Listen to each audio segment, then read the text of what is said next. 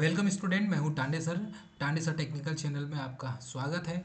Dear friend, railway के द्वारा समय समय पर नोटिफिकेशन जारी किया जाता है और एक बार फिर से रेलवे ने नया नोटिफिकेशन जारी किया गया है। और अब जो नोटिफिकेशन है वो स्पेशल फॉर आरपीएफ की वैकेंसी के लिए है। तो डियर स्टूडेंट, ये हमारा यूट्यूब चैनल है, इसमें टांडे सर टेक्निकल चैनल हमारा यूट्यूब चैनल है, ये ऑफिशियल चैनल है।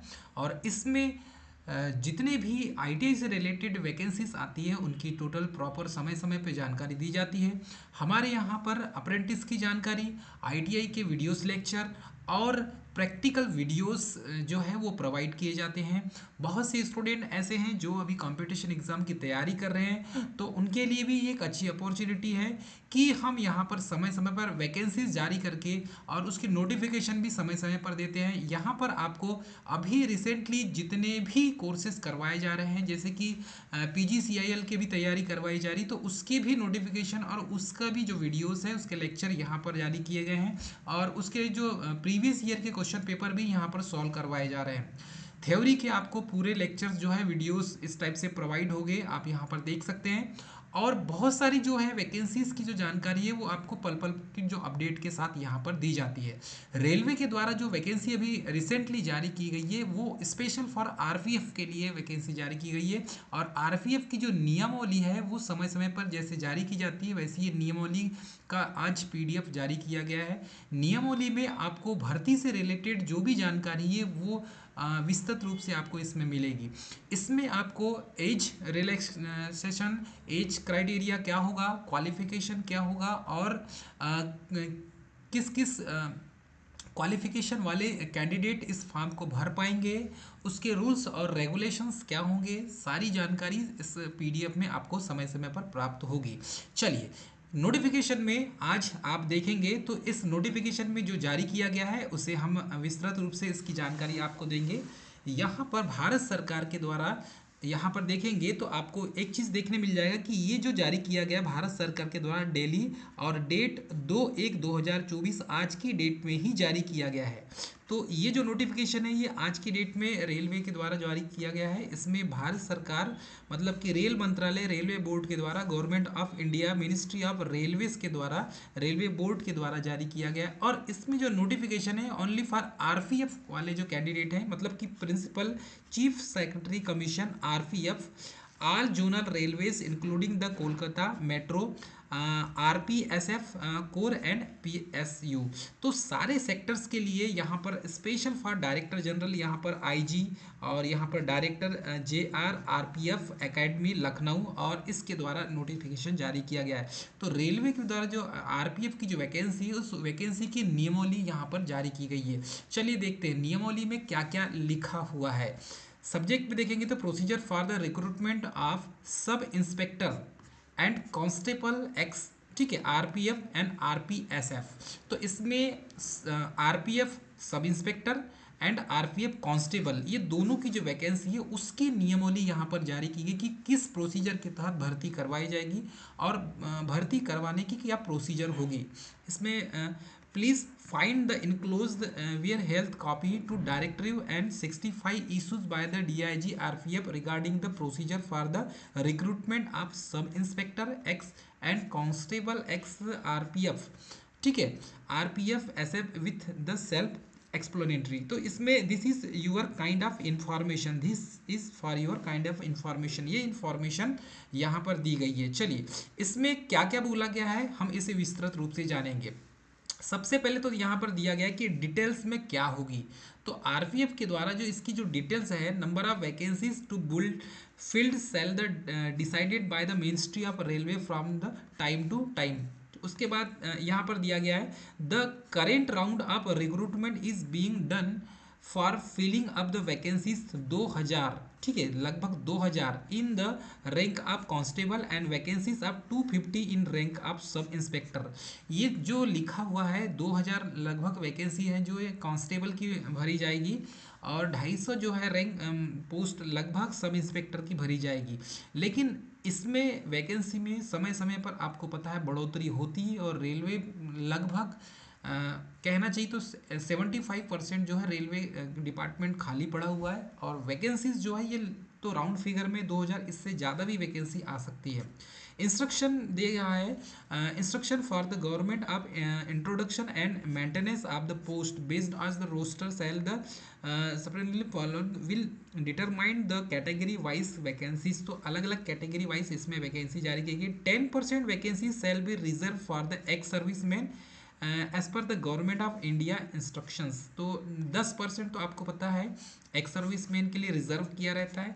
15% vacancy shall be reserved for the women candidate. तो महिलाओं के लिए 15% रिजर्व करके रख दिया गया है। मतलब 15 पोस्ट, 100 में 15 पोस्ट जो है वो वुमेन के लिए होगा। अब यदि 100 पोस्ट निकलती है तो उसका क्राइटेरिया 50 जो 15% होगा वो वुमेन के लिए होगा। इसके बाद ये सब पैरा ये जो है same nature of horizontal reservation भी दिया जाएगा कैंडिडेटों को।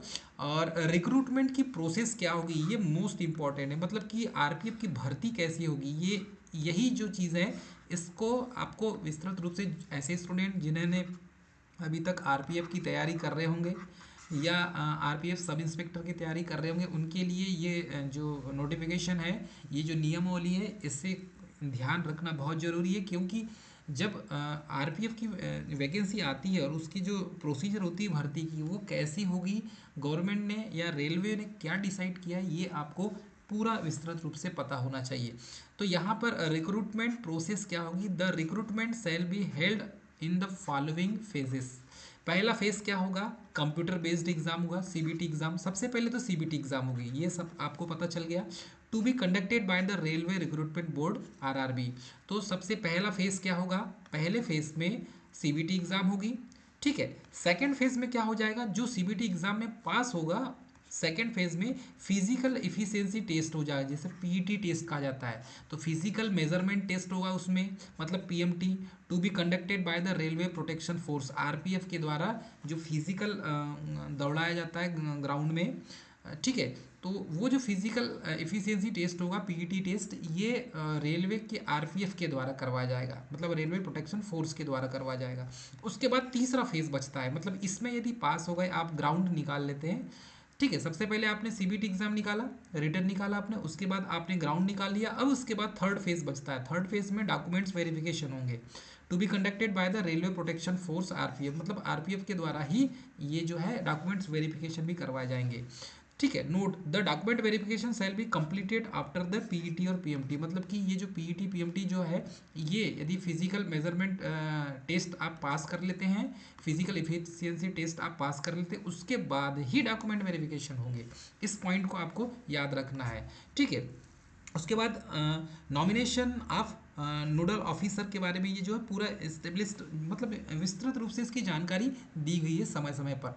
और यहाँ पर आप देखेंगे तो फिजिकल जो मेजरमेंट होगा क्या क्या होगा, सबसे पहले तो आफ्टर कंप्लीटेशन रिटर्न एग्जाम जब हो जाएगा उसके बाद पीईटी टेस्ट होगा। पीईटी टेस्ट में आपका जो है ग्राउंड करवाए जाएंगे, ग्राउंड आप पास करेंगे, उसके बाद आपका जो नापतोल होगा, ठीक है। मतलब बहुत सारी जो चीज़ें हैं यहाँ पर ये आपको पास करना होगा। उसके बाद जब आप आ जाएंगे तब इसमें देखो अलग अलग जोन के लिए भी वैकेंसी जारी की गई है। तो यहाँ पर ईस्ट रीजन के लिए आप देखेंगे तो इसका जोन दिया हुआ है, E R region, E C R, E C O R, N F R, S E R. West region के लिए देखेंगे तो वेस्ट रीजन में डब्ल्यू आर हो जाएगा, W C R central railway, S E C R, ठीक है। और इसका जो नोडल जो हो जाएगा वो ई आर होगा, सी आर होगा। नॉर्थ रीजन में देखेंगे तो एन आर, फिर N C R, N E R और N W R. South region में एस आर हो जाएगा, एस सी आर हो जाएगा और एस डब्ल्यू आर हो जाएगा। और इसका जो हेड होंगे ये हेड जैसे साउथ रीजन, ठीक है, south railway, north railway, central railway और ईस्टर्न रेलवे। तो ये पूरा जो है रीजन के अनुसार जो भर्ती कराई जाएगी और उसके जो हेड ऑफिस होंगे उसको भी यहाँ पर शो किया गया है। उसके बाद दिया गया competition composition of the regional sub committees shall be as under. तो यहाँ पर लिखा है कांस्टेबल जो एक्स अभी वैकेंसी आ गई, इसमें 4 रैंक होंगे। सीनियर स्केल ऑफिसर होगा विथ सीनियर मोस्ट मेंबर और चेयरपर्सन होंगे जब भी इसका रिक्रूटमेंट होगा तब। तो बाकी जो है S C S T candidate के लिए सब कमिटीज़ बैठा ली गई है, यहाँ पर सारी चीज़ लिखी हुई है। इसका पीडीएफ आप अच्छे से पढ़ लेंगे। एलिजिबिलिटी क्राइटेरिया की बात करते हैं हम, मतलब कौन इस वैकेंसी को भर सकते हैं, किसके पास क्या क्वालिफिकेशन होगा तो ही आप भर पाएंगे, इस चीज़ को यहाँ पर देखेंगे हम।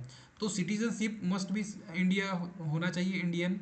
क्वालिफिकेशन की बात करें तो कैटेगरी में सब इंस्पेक्टर की बात करें तो graduate from the recognise university, किसी भी यूनिवर्सिटी से ग्रेजुएशन आपका होना चाहिए, मतलब आपका ग्रेजुएशन पास है तो ही आप फॉर्म भर सकते हैं। और कांस्टेबल के लिए 10th पास होना चाहिए, ठीक है। कांस्टेबल के लिए आपका 10th पास होना चाहिए। मिनिमम जो है एज 20 साल हो जाएगा सब इंस्पेक्टर के लिए, और कांस्टेबल के लिए मिनिमम जो एज है, ठीक है, 18 साल, और सब इंस्पेक्टर के लिए 20 साल। मैक्सिमम एज 25 साल है सब इंस्पेक्टर के लिए, और कांस्टेबल के लिए यहाँ पर 25 साल है। अब यहाँ पर एक्चुअल में क्या है, गवर्नमेंट को इतने सालों बाद वैकेंसी आ रही है तो गवर्नमेंट को छूट देना चाहिए, लगभग SC ST वालों को 5 साल की छूट देना चाहिए, ठीक है, और OBC वालों को 3 साल की छूट देना चाहिए। अब गवर्नमेंट के नॉर्म्स में यदि हम देखें तो वो बाद में पता चलेगा कि गवर्नमेंट छूट दे रही है नहीं दे रही है। तो यहाँ पर देखो रिलैक्सेशन दे दिया गया गवर्नमेंट के द्वारा, SC ST को 5 साल की छूट दिया गया, OBC को 3 साल की छूट दिया गया। इसके बाद भी जो अदर जो कैंडिडेट है जम्मू कश्मीर के, उनके लिए 5 साल 8 साल और SC ST 10 साल को छूट दिया गया है। लेकिन इसके बाद भी हम यही कहेंगे कि 3 साल एक्स्ट्रा और छूट देना चाहिए, क्योंकि बहुत से स्टूडेंट जो है RPF की वैकेंसी की तैयारी कर रहे हैं और वो ओवर एज हो चुके हैं। तो गवर्नमेंट को ये चीज़ समझना चाहिए, एज में रिलैक्सेशन और देना चाहिए जहाँ तक, ठीक है। उसमें फिजिकल मेजरमेंट की बात करें तो फिजिकल मेजरमेंट में OBC और UR कैटेगरी वाले जो कैंडिडेट है, एक मेल कैंडिडेट के लिए 165 हाइट होना चाहिए सेंटीमीटर, और SC ST के लिए 160 सेंटीमीटर होना चाहिए, ठीक है। फीमेल के लिए 157 है, और SC ST के कैंडिडेट फीमेल कैंडिडेट के 152 सेंटीमीटर है, और जो गोरखा वगैरह हैं उनके लिए 155 सेंटीमीटर है, ठीक है। तो ये तो हाइट की बात हो गई। अब यहाँ पर चेस्ट की बात करें तो OBC और UR कैंडिडेट के लिए लगभग 80 सेंटीमीटर होना चाहिए चेस्ट, और SC ST कैंडिडेट के लिए यहाँ पर चेस्ट दिया हुआ है 76.2 सेंटीमीटर, गोरखा के लिए 80 सेंटीमीटर दिया गया है, फीमेल के लिए तो 85 सेंटीमीटर और 81 सेंटीमीटर और 85 सेंटीमीटर दिया गया है। अब ये जो है पब्लिकेशन कौन करता है, तो रेलवे रिक्रूटमेंट पब्लिकेशन करता है, नोटिफिकेशन भी रेलवे रिक्रूटमेंट ही करता है। और बाकी जो है CBT एग्ज़ाम की जो जानकारी है वो आपको समय समय पर जब आप फॉर्म भरेंगे तो वो दे दी जाएगी आपको पूरी जानकारी, ठीक है। आपको जो है पेमेंट ऑनलाइन पेमेंट ही करना है जब वैकेंसी निकलेगी। तो हाउ टू अप्लाई कैसा करेंगे, तो रेलवे के बोर्ड को ही अप्लाई आपका मतलब कि करना होगा। बाकी जो है सारी जानकारी यहाँ पर दे दी गई है। CBT एग्ज़ाम्स कैसी होगी, टाइम टू टाइम इसमें क्वेश्चंस कितने हो गए ये भी देख लीजिए। लगभग दिया हुआ है सब इंस्पेक्टर के लिए 90 मिनट दिए जाएंगे आपको, और कांस्टेबल के लिए भी 90 मिनट दिए जाएंगे। नंबर ऑफ क्वेश्चन 120 रहेंगे, और कांस्टेबल के लिए नंबर ऑफ क्वेश्चन 120 रहेंगे, जिसमें जनरल अवेयरनेस के 50 क्वेश्चन रहेंगे, 35 क्वेश्चन अर्थमेटिक के होंगे, और जनरल इंटेलिजेंस के 35 क्वेश्चन होंगे। तो ऐसा करते टोटल जो है 120 क्वेश्चन हो जाएंगे प्लस, और ये प्लस कर देंगे वैसे 50 प्लस कांस्टेबल का भी सेम होगा, 50 प्लस 35 प्लस 35, तो टोटल हो जाएगा 120 क्वेश्चन। तो इस तरीके से ये जो है CBT एग्ज़ाम का पैटर्न रखा गया है। CBT एग्ज़ाम पास करेंगे तभी आपको PET टेस्ट में ये दिया जाएगा, ठीक है। बाकी जो है इसमें सिलेबस दिया हुआ है, सिलेबस के आधार पर आप तैयारी करें, जो स्टूडेंट तैयारी कर रहे हैं वो कंटिन्यू रखें, सफलता तय है। और बाकी जो है इसमें CBT टेस्ट के बारे में पूरी जानकारी तो दी हुई है, आप इस PDF को देख सकते हैं। इसमें हाइट और मतलब कितने जो PET टेस्ट होगा उसमें आपको कितने मीटर दौड़ना है, सब इंस्पेक्टर को लगभग 1600 मीटर दौड़ना है, ठीक, और 800 मीटर इसमें दौड़ना है 6 मिनट 30 सेकेंड में, सब इंस्पेक्टर को 6 मिनट 30 सेकेंड, कांस्टेबल को 5 मिनट 45 सेकेंड, कांस्टेबल मेल को और फीमेल को, ठीक है। यहाँ पर दोनों है, 80 मीटर फीमेल के लिए है, लॉन्ग जंप और हाई जंप भी यहाँ पर दिया हुआ है। मतलब आपका जो PET टेस्ट होगा वो बहुत जैसे आर्मी में डिफेंस में होता है वैसे ही इसमें टेस्ट करवाए जाएंगे। बाकी जो है आपके पास डॉक्यूमेंट्स, पूरे डॉक्यूमेंट्स होना चाहिए, जब भी आप फॉर्म भरेंगे तो सर्टिफिकेट आपके पास पूरे होने चाहिए। तो ये जो जानकारी है इस जानकारी को आपको याद रखना है। टोटल जो है 120, ठीक है, SI जो है रिटर्न एग्ज़ाम हुआ है 120 नंबर का, ठीक है, जिसमें से OBC कैंडिडेट है तो 42 नंबर लाना जरूरी है मैक्सिमम मिनिमम, और SC ST को 36 नंबर लाना जरूरी है। ये क्वालिफाई जो है नंबर है, इतना आपको तो याद रखना ही होगा, ठीक है, और इतना नंबर लाना ही होगा, ठीक है। तो जो स्टूडेंट अभी तक तैयारी कर रहे हैं वो स्टूडेंट को मैं शुभकामना देना चाहूँगा। और ऐसे ही जो है रेलवे के द्वारा जब भी वैकेंसीज के या कोई भी नियमावली जारी की जाती है तो हम आपको समय समय पर इसकी जानकारी देंगे। इसका जो पीडीएफ है ये हमारे टेलीग्राम चैनल पर आप प्राप्त कर सकते हैं। मिलेंगे ऐसी ही पल पल के अपडेट के लिए, हम हाजिर रहेंगे।